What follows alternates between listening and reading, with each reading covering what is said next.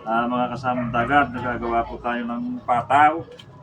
Tutulungan po natin yung aking anak at kahapon po medyo sila hindi sinuwerte. Nadawi po sila ng malasugi kahapon. Nawala po lahat ng kanilang pataw kahapon. Kaya ngayon, nagagawa ulit kami. Ang mga kasama, ganito ang paggagawa ng pataw.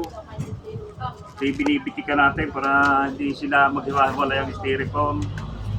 Tatalian natin pagpaganyan, paikot, dalawa, isa sa gitna, tapos bibitikan natin dito, ganyan. Pag nagawa po siya, ganito na po siya pag nagawa.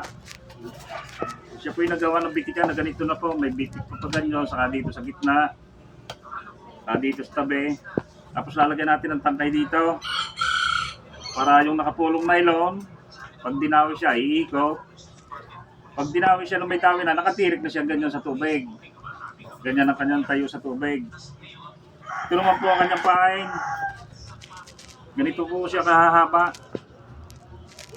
Iba-ibang kulay. Iba-ibang klase. At ito, pagkakakuha, tatali na natin dito, lalagay sa kawil. Ganito na po ang kanyang hitsura.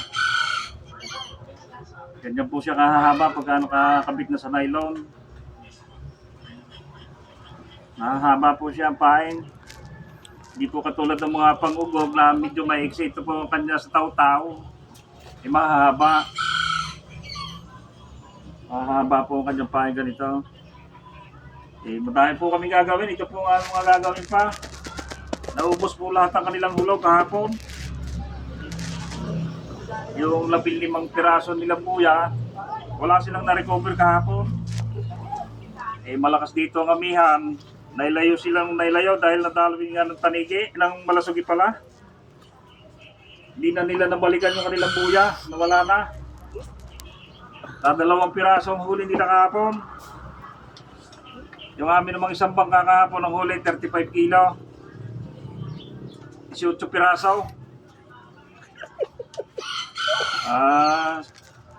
I-update ko na lang po kayo mga kamanging isda pagka nakayari po tayo.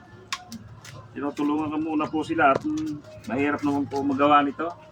Hindi po madaling gawin ito, buyan ng pataw-pataw. Pupunta ka ng styrofoam, maghahanap. Pagsala, bili. Yung iba nabili, kami naman gahan pala ng mga rita-ritaso. Ayun na lang po mga kasama dagat.